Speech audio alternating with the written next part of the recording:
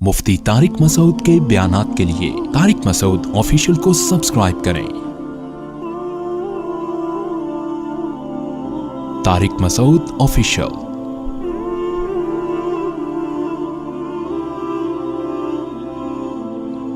बिस्मिल्लाहिर्रहमानिर्रहीम नहमदुहु व नुसल्ली अला रसूलिल करीम इन्ना अंज़लनाहु फ़ी लैलतिल क़द्रि वमा अदराका मा लैलतुल क़द्र। अल्लाह ताला की आदत है कि अल्लाह ताला इस दुनिया के निज़ाम को मुसावात की बुनियाद पे अल्लाह ने इस निज़ाम को नहीं चलाया। सब एक जैसे नहीं है इस दुनिया में। अल्लाह ताला ने इंसानों को तमाम मखलूक पे तरजीह अता फरमाई है। फिर इंसानों में भी सबको एक जैसा मकाम नहीं दिया। पैगम्बरों को अल्लाह ताला ने आम लोगों पर फजीलत अता फरमाई। फिर पैगम्बरों को भी एक जैसा मकाम नहीं दिया। अल्लाह ताला ने पैगम्बरों में हज़रत इब्राहीम अलैहिस्सलाम, मूसा अलैहिस्सलाम, ईसा अलैहिस्सलाम और सय्यदुल अंबिया मोहम्मद सल्लल्लाहु अलैहि वसल्लम को बाकी पैगम्बरों पर फजीलत अता फरमाई। और फिर इन चारों को भी एक जैसा मकाम अल्लाह ने नहीं दिया। इनमें सबसे अफजल मकाम अल्लाह ने अपने हबीब मोहम्मद सल्लल्लाहु अलैहि वसल्लम को अता फरमाया। तो जैसे अल्लाह ताला की आदत है कि इंसानों में अल्लाह ने फ़र्क रखा, मखलूक में फ़र्क रखा, तो अल्लाह ताला ने इसी तरह इस ज़मीन के ख़ित्तों में फ़र्क रखा है। इस ज़मीन में सारे ख़ित्ते एक जैसे नहीं हैं। मस्जिद को अल्लाह ने आम जगहों पर फजीलत दी। फिर मस्जिदों में मस्जिद अक़सा, मस्जिद नबवी और मस्जिद हराम को अल्लाह ने बाकी मस्जिदों पर फजीलत दी। और इन तीन मस्जिदों में भी अल्लाह ने सबसे ज़्यादा फजीलत मस्जिद हराम को दी, जहाँ बैतुल्लाह है। और इतनी बड़ी फजीलत दी कि मस्जिद हराम में एक नमाज का सवाब 1,00,000 नमाज़ों के बराबर करार दिया गया। और उलमा कहते हैं सिर्फ नमाज ही नहीं है, बल्कि एक नेकी का सवाब अल्लाह ने मस्जिद हराम में 1,00,000 नेकियों के बराबर रखा है। तो इसी तरह अल्लाह ताला ने जो औकात हैं, वक्त हैं, उनको भी एक जैसा नहीं रखा। अल्लाह ताला ने हफ्ते के दिनों में जुमे के दिन को उन बकिया 6 दिनों पर अल्लाह ने फजीलत अता फरमाई है। फिर अल्लाह ने महीनों में तमाम महीनों पर रमज़ानुल मुबारक को फजीलत अता फरमाई है। आप रमज़ान में जब कोई नेकी करते हैं तो पूरे साल की नेकी एक तरफ और रमज़ान की नेकी एक तरफ, कई गुना अजर उसका बढ़ जाता है। तो इसी तरह से अल्लाह रब्बुल इज़्ज़त ने पूरे रमज़ान को भी एक जैसा नहीं रखा, बल्कि अल्लाह ने रमज़ान के आखिरी अशरे को पिछले 2 अशरों पे अल्लाह ने फजीलत दी है कि रमज़ान के आखिरी अशरे में इबादत का सवाब बकिया 2 अशरों से ज़्यादा है। यही वजह है कि आप सल्लल्लाहु अलैहि वसल्लम रमज़ान के आखिरी अशरे में शद्द मिज़रहु, अम्मी आयशा रज़ी अल्लाह ताला अन्हा फरमाती हैं, तहबंद कस लिया करते थे। ये किनाया है इबादत से कि बिल्कुल पूरी रात आप सल्लल्लाहु अलैहि वसल्लम इबादत किया करते थे। और कमाल की बात यह है कि रमज़ान के आखिरी अशरे की जो 10 रातें हैं या 9 रातें हैं, इनमें भी फिर अल्लाह ने 9 को बराबर नहीं करार दिया, बल्कि इनमें एक रात ऐसी अल्लाह ने बनाई जो पूरे रमज़ान की तमाम रातों से अफजल और पूरे साल की तमाम रातों से अफजल, और उसका नाम भी अल्लाह ने ख़ुद मुतय्यन किया कि उसका नाम है लैलतुल क़द्र। क़द्र का मतलब मर्तबे वाली, क़द्र व मंजिलत वाली, ऊंचे मकाम वाली रात। तो ये अल्लाह की आदत है कि जैसे आप देखते हैं कि मुख्तलिफ़ किस्म की कंपनियां मुख्तलिफ़ पैकेजेस निकालती हैं अपनी प्रोडक्ट को सेल करने के लिए, लोगों को फ़ायदा पहुँचाने के लिए, ख़ुद पैसे कमाने के लिए। अल्लाह को हमारी ज़रूरत नहीं है हमारी इबादत की। अल्लाह को इस बात की ज़रूरत नहीं है कि हम उसकी इबादत करें तो उसको कोई फ़ायदा होगा, लेकिन अल्लाह हमें फ़ायदा पहुँचाने के लिए, हमें इबादत की तरफ लाने के लिए, हमारी तरबियत के लिए कि ये किसी तरह किसी बहाने आ जाएं। जैसे देखें मार्केटों में सेल लगती है ना, चीज़ें सस्ती हो जाती हैं, कंपनी का तो उसमें अपना मफाद होता है, तो गरीब से गरीब आदमी भी उस सेल की वजह से सस्ते में वो चीज़ें ख़रीदना शुरू कर देते हैं। तो अल्लाह ताला का तो कोई मफाद नहीं है हमसे, लेकिन अल्लाह हमें फ़ायदा पहुँचाने के लिए मुख्तलिफ़ किस्म के पैकेज देते हैं कि आओ रमज़ान का एक पैकेज है जिसमें गुनाहगारों को तौबा की तौफ़ीक़ मिलती है। पूरे साल कुछ नहीं किया तो कुछ रमज़ान में कर लो। पूरे साल मस्जिद में इबादत की तौफ़ीक़ नहीं मिली तो चलो उम्रा की आज तुम्हें तौफ़ीक़ मिली, मस्जिद हराम में इबादत कर लो, यहाँ तो मैं 1 पर 1,00,000 तुम्हें दूंगा। तो ये जो अल्लाह की तरफ से पैकेज हमें मिलते हैं, ये अल्लाह के फ़ायदे के लिए नहीं, हमारे फ़ायदे के लिए, कि हम जैसे नालायक शायद सवाब का सुन के कि भाई एक नेकी का सवाब बहुत ज़्यादा बढ़ा चढ़ा कर दिया जा रहा है, तो जैसे मार्केटों में गरीब आदमी भी वो उस जो है पैकेज की वजह से ख़रीदारी के लिए पहुंच जाता है, तो इसी तरह जो भी आखिरत की लालच रखने वाले लोग हैं, अगरचे वो गुनहगार हैं, لیکن اس پیکج سے فائدہ اٹھانے کا اللہ ان کو موقع دیتا ہے. پورے سال کچھ نہیں کیا تو اب آؤ، میری طرف سے سیل لگی ہوئی ہے، میری طرف سے ایک ایک نیکی پہ لاکھوں نیکیاں دی جا رہی ہیں، آؤ میری طرف اور اس بہانے کچھ عبادت کر لو. تو عقل مند لوگ اللہ کی اس آفر سے فائدہ اٹھاتے ہیں، اللہ کی طرف سے پیش کردہ اس آفر سے اور اللہ کی اس رحمت سے فائدہ اٹھاتے ہیں. تو وہ رحمت کیا ہے؟ قرآن نے اس رحمت کو بیان کیا کہ یہ جو لیلۃ القدر کی رات ہے یہ اللہ کی طرف سے اتنا بہترین پیکج ہے کہ قرآن خود اس کا تذکرہ کرتا ہے، لیلۃ القدر خیر من الف شہر. فرمایا کہ اللہ کہہ رہا ہے کہ کسی نے 1000 مہینے عبادت کی، جو تقریباً 83 سال بنتے ہیں، تو 83 سال کی عبادت کا اجر ایک طرف اور اس ایک رات کی عبادت کا اجر ایک طرف. آپ بتائیے کتنا بہترین اللہ کی طرف سے یہ اللہ کی رحمت کا معاملہ ہے اور اللہ کی طرف سے یہ کتنا بہترین پیکج ہے. تو اتنا زیادہ اس میں ثواب. اور اللہ نے بتایا کہ یہ ایسی برکت والی رات ہے، 2 جگہ قرآن نے اس کا تذکرہ کیا، انا انزلناہ فی لیلۃ مبارکہ، کہ ہم نے اس رات میں قرآن کو نازل کیا اور یہ برکت والی رات ہے. ایک جگہ قرآن کہہ رہا ہے برکت والی رات، ایک جگہ قرآن کہہ رہا ہے قدر و منزلت والی رات، اور دونوں جگہ قرآن کہہ رہا ہے کہ ہم نے اس رات کی سلیکشن کی ہے قرآن کو نازل کرنے کے لیے. تو ایک فضیلت تو اس رات کی یہ ہے کہ اس میں عبادت کا اجر ہزاروں گنا بڑھ جاتا ہے. آپ 83 سال مسلسل عبادت کرتے رہیں اور اس ایک رات میں آپ عبادت کریں تو اللہ کی رحمت ہے کہ اس ایک رات کی عبادت کا ثواب 83 سال کی عبادت کے برابر ہو جائے گا. تو بہت ہی محرومی کی بات ہے کہ کوئی شخص اس رات کو سوتے میں گزار دے. اور علماء نے یہ بیان کیا ہے کہ جو بھی فضیلت والے دن یا فضیلت والی راتیں ہوتی ہیں ان میں جیسے عبادت کا ثواب بڑھ جاتا ہے، گناہ کا عذاب بھی اسی حساب سے کئی گنا بڑھ جاتا ہے. جیسے مسجد حرام کے بارے میں حدیث میں آتا ہے کہ ایک نماز 1,00,000 کے برابر، لیکن قرآن کیا کہتا ہے؟ وَمَن يُرِدْ فِيهِ بِإِلْحَادٍ بِظُلْمٍ نُذِقْهُ مِنْ عَذَابِ السَّعِيرِ. مسجد حرام میں ظلم اور گناہ کا کوئی بھی معصیت جو ہے، گناہ ہے، اس کا عذاب بھی کئی گنا بڑھ جاتا ہے. اس لیے علماء کہتے ہیں کہ مسجد حرام میں ایک جرم وہ 1,00,000 جرموں کے برابر ہے. مسجد حرام میں ایک چوری 1,00,000 چوریوں کے برابر ہے. مسجد حرام میں ایک جھوٹ 1,00,000 دفعہ جھوٹ بولنے کے برابر ہے. تو صرف نیکی کا ثواب نہیں بڑھتا، گناہ کا عذاب بھی بڑھ جاتا ہے. اسی طرح علماء کہتے ہیں کہ رمضان میں جیسے نیکی کا ثواب کئی گنا بڑھتا ہے، گناہ کا عذاب بھی کئی گنا بڑھتا ہے. جیسے مسجد میں نیکی کا ثواب بڑھ گیا، مسجد میں اگر آپ جرم کرتے ہیں، گناہ کرتے ہیں، تو عذاب بھی بڑھے گا کہ اللہ کے گھر میں تم غلط کیسے کر رہے ہو. تو اسی طرح یاد رکھیے کہ لیلۃ القدر میں 3 قسم کے لوگ ہیں. ایک تو وہ لوگ جو عبادت کر کے اس رات کو قیمتی بناتے ہیں اور 83 سال کی عبادت اپنے کھاتے میں، اپنے اعمال نامے میں ڈال لیتے ہیں. ایک وہ لوگ ہیں جو محروم ہوتے ہیں، پوری رات سوتے رہتے ہیں، لیکن وہ بھی خوش قسمت ہیں کہ چلو عشاء کی نماز جماعت سے پڑھی، فجر کی جماعت سے پڑھی، کسی درجے میں ان کو بھی ثواب مل گیا. تراویح کی کچھ رکعتیں پڑھ لیں جتنی اللہ نے توفیق دی.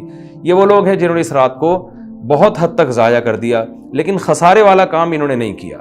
خسارے والے وہ لوگ ہیں جو اس رات میں بھی گناہ نہیں چھوڑتے، ڈرامے دیکھ رہے ہیں، فلمیں دیکھ رہے ہیں، غیبتیں کر رہے ہیں اور عشاء کی نماز جماعت سے نہیں پڑھ رہے، گناہ کر رہے ہیں، فجر کی نماز جماعت سے نہیں پڑھ رہے. تو یہ بدبخت لوگ ہیں. تو خوب یاد رکھیے کہ لیلۃ القدر میں جیسے عبادت کا ثواب بڑھتا ہے ایسے ہی گناہ کا عذاب بھی کئی گنا زیادہ بڑھ جاتا ہے. اور یہی حکمت ہے. علماء بیان کرتے ہیں کہ رسول اللہ صلی اللہ علیہ وسلم نے ہمیں یقینی طور پر لیلۃ القدر کی رات متعین کر کے نہیں بتائی.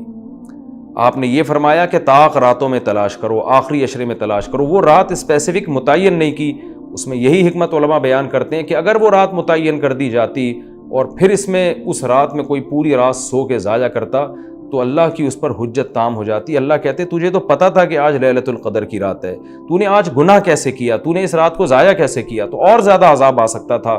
ایسا نہ ہوتا کہ دنیا میں ہی عذاب آ جاتا. تو اس لیے اللہ نے اس کو مخفی کر دیا، کہ تھوڑا سا کنفیوژن میں ڈال دیا، کہ تاکہ اس میں اگر کوئی اس رات کو ضائع کرتا ہے تو اس کو یقینی طور پر افسوس نہ ہو، کہ ہو سکتا ہے وہ یہ سوچے شاید آج کی رات نہ ہو بلکہ ہو سکتا ہے کل یا پرسوں کی رات لیلۃ القدر ہو جائے. ایک حکمت تو علماء یہ بیان کرتے ہیں. دوسری حکمت یہ بیان کرتے ہیں کہ اگر لیلۃ القدر کی رات متعین کر دی جاتی اور اس رات اتفاق سے کوئی سوتا رہ جاتا، بیماری کی وجہ سے عبادت نہ کر پاتا، تو پھر وہ بقیہ راتوں میں بالکل بھی عبادت نہ کرتا. وہ کہتا ہے لیلۃ القدر تو گزر گئی، اب میں رات جاگ کے کیا کروں گا، اصل جو اللہ کی طرف سے رحمت والا معاملہ تھا وہ تو میں نے ضائع کر دیا. تو اللہ نے اس امت پر احسان کیا کہ بتا دیا بھائی آخری عشرہ ہے اور طاق راتوں میں امکان زیادہ ہے، تاکہ کوئی 21ویں رات کو عبادت نہ کر سکے تو اس کو یہ خیال نہ ہو کہ بھائی اب لیلۃ القدر کا چانس ہی ختم ہو گیا، بھائی ہو سکتا ہے 22ویں ہو سکتا ہے 23ویں ہو. تو اس لالچ میں، اس امید میں وہ 10 کی 10 راتیں عبادت کرے گا.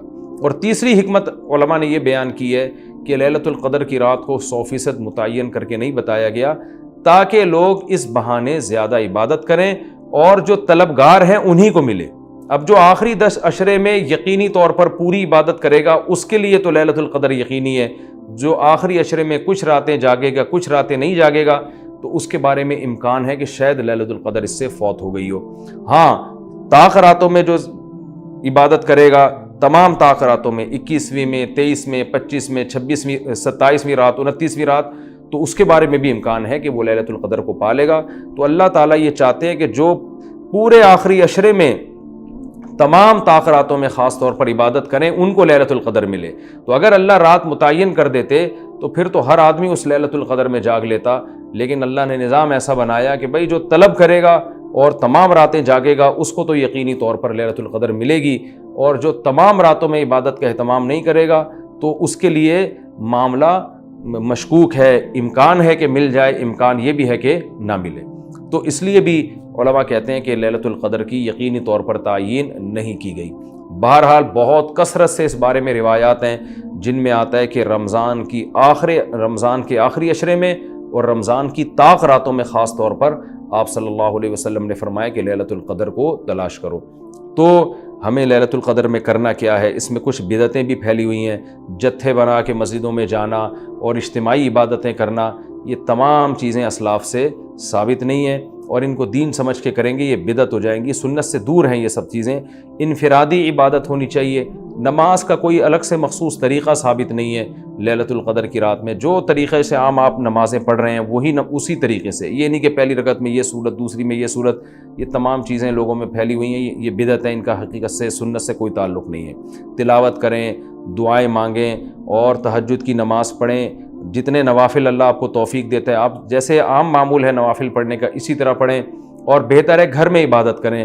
گھر میں اگر مشکل ہو رہی ہے تو مسجد میں بھی جا سکتے ہیں، لیکن نوافل گھر میں پڑھنا یہ مسجد میں پڑھنے سے زیادہ افضل ہے.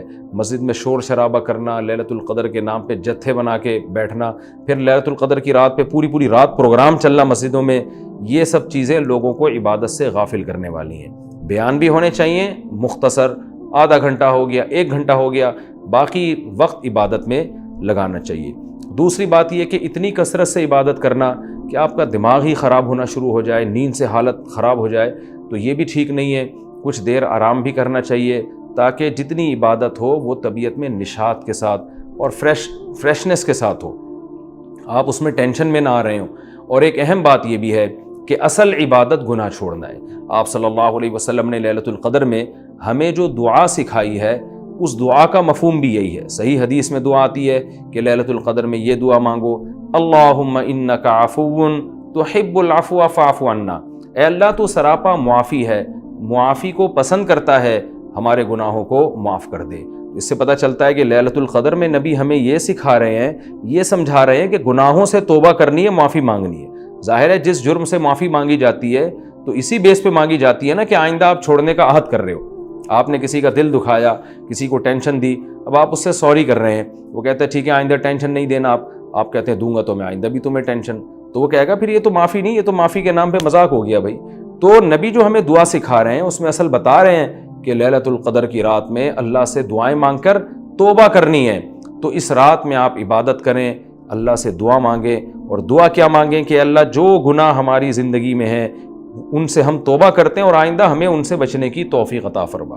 گناہ کیا ہے؟ نمازوں کا قضا کرنا، داڑھی کاٹنا، خواتین کا بے پردگی کرنا اور سود لینا، بہنوں کی وراثت نہ دینا، اور جاندار کی جو تصویریں آج کل لوگوں نے گھروں میں ڈیکوریشن کے طور پر تصویریں لگائی ہوئی ہوتی ہیں، یہ سب ناجائز ہیں. آپ صلی اللہ علیہ وسلم نے فرمایا ان من اشد الناس عذابا یوم القیامۃ المصورون، کہ سب سے سخت ترین عذاب قیامت کے دن تصویر بنانے والے کو ہوگا. ڈیجیٹل کیمرے کی تصویر میں تو بہت اچھا خاصا علماء کا اختلاف ہے کہ ہماری رائے یہ کہ تصویر میں داخل نہیں ہے، لیکن جو پرنٹڈ تصویر ہوتی ہے اور کسی شرعی عذر کے بغیر ہو، ایک تصویر کسی ضرورت سے ہوتی ہے، بلا وجہ شو بازیوں کے لیے اپنے باپ داداؤں کی تصویریں دیواروں پہ سجانا، یہ فیشن ہمارے یہاں بنتا چلا جا رہا ہے۔ اور جو بت بنے ہوئے ہوتے ہیں تصویر کے نام پہ، وہ بھی اسلام میں حرام ہے۔ تو ان سب چیزوں سے ہمیں لیلۃ القدر میں توبہ کرنی ہے، شراب سے، زنا سے، بد نظری سے، والدین کی نافرمانی سے، رشتہ داری توڑنے سے۔ آپ صلی اللہ علیہ وسلم نے فرمایا جو خونی رشتوں کو توڑتا ہے وہ جنت میں داخل نہیں ہوگا۔ لیلۃ القدر کی رات میں آپ اپنے خونی رشتوں کو منا لیں۔ اس رات میں آپ اگر رشتے کو جوڑیں گے، اس کا ثواب کئی گنا زیادہ ملے گا، اس کی برکتیں بہت زیادہ ہوں گی۔ تو اس رات میں صدقہ خیرات بھی کرنا چاہیے، اور ان تمام جرائم سے، نماز چھوڑنے کا گناہ، سود کا گناہ، وراثت کھانے کا گناہ، جو بھی ناپ تول میں کمی کا گناہ، آپ اگر کسی ادارے میں جاب کرتے ہیں، آپ تنخواہ پوری لے رہے ہیں مگر آپ کام میں ڈنڈی مار رہے ہیں، یہ خیانت ہے جس سے قرآن نے روکا ہے۔ یہ بھی ایک جرم ہے، اس جرم سے بھی ہم نے اس رات میں توبہ کرنی ہے۔ اگر کوئی کرایہ دار مالک مکان کے گھر کو امانت کے طور پہ استعمال نہیں کرتا، یہ بھی امانت میں خیانت ہے۔ اور اگر مالک مکان کرایہ دار کو تنگ کرتا ہے، یا کرایہ دار مالک مکان کو ٹائم پہ کرایہ نہیں دیتا، یہ بھی جرم ہے جس کو قرآن بیان کرتا ہے امانت میں خیانت۔ تو جہاں بھی دو آدمیوں کا معاملہ ہو رہا ہے اور اس میں آپ ڈنڈی مار رہے ہیں، یہ بہت بڑا جرم ہے۔ قرآن میں اہل جنت کی یہ صفات بیان نہیں کی گئی ہیں۔ تو اخلاق کو اپنے درست کرنا، آپ صلی اللہ علیہ وسلم نے فرمایا منافق کی 3 نشانیاں ہیں، بات کرتا ہے، جھوٹ بولتا ہے، امانت دی جائے تو خیانت کرتا ہے، اور جب کسی سے بحث مباحثہ کرتا ہے تو گالم گلوچ پہ آ جاتا ہے۔ آج دیکھیں دفتروں میں کیا حال ہے، بات بات پہ گالیاں، ذرا سا کوئی مسئلہ ہوتا ہے فوش فوش گالیاں نکالنا شروع کر دیتے ہیں۔ تو یہ تمام چیزیں ایسی ہیں جن سے ہمیں اس رات میں توبہ کرنی ہے۔ اللہ تعالیٰ سے دعا ہے کہ لیلۃ القدر کی رات اللہ ہم سب کے لیے خیر اور برکت والی بنائے، اور اس رات میں ہمیں عبادت کی توفیق عطا فرمائے، اور اس رات میں ہمیں گناہوں سے سچی توبہ کی توفیق عطا فرمائے۔ وما علینا الا البلاغ۔